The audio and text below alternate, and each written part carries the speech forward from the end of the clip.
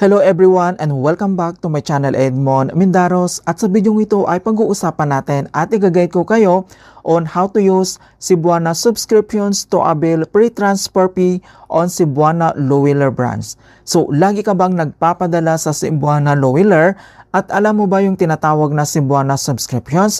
Isa itong loyalty programs para sa mga members na may special discount. So yan ang pag-uusapan natin at i-share ko sa inyo ang benefits nito kapag ikaw ay nakasubscribe na sa Cebuana subscriptions. Kaya kung gusto mong malaman ng other details nito, stay tuned ka lang at start na natin.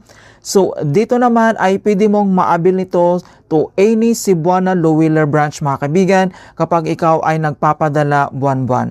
So since monthly tayo nagpapadala ng remittance, so inabil natin itong kanilang features mga kaibigan na Cebuana subscriptions, pero ito naman ay may kailangan tayong bayaran dito, pero affordable lang naman yung halaga nito, so hindi naman ito mahal. So ang Cebuana subscriptions ay may kailangan tayong bayaran dito na 49 pesos.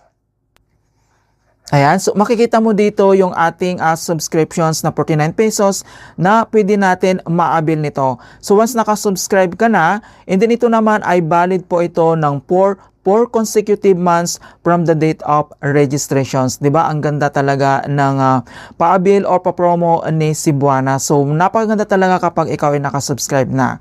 So dito naman ay pwede natin magamit ito sa loob ng isang buwan lamang. So isang beses mo lang ito magagamit mga kaibigan, lalo na kung malaki yung ipapadala mo na remittance, at least makakasave ka dito.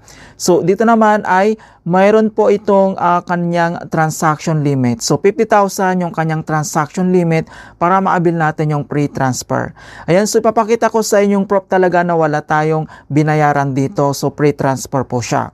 Okay, so since nagpadala ako dito, ayan, so makikita mo naman dito yung amount na pinadala ko via remittance. Ayan, so makikita mo naman dito na wala po itong handling fee or yung transaction fee, zero po siya. So halimbawa, nagpadala ka ngayon, ginamit mo itong pre-transaction natin, yung subscription natin, and the next month magagamit mo ulit, ganun po siya. Kapag na-expire na yung subscription mo, so pwede ka naman itong mag-renew. Ayan, so sasabihin naman sa'yo ng dealer mga kaibigan, kung expired na yung subscription, pwede ka nang mag-renew nito para ma-avail mo naman yung pre-transaction fee. Ang ganda talaga nito dahil napalaki yung save na nasisave ko dito. So ito naman kasi yung amount na to ay medyo malaki na rin yung kanyang transaction fee kapag binayaran natin. For example, nagpadala ka dito ng 25,000, yung kanyang transaction fee dito na binabayaran ko ay 250 pesos mga kaibigan.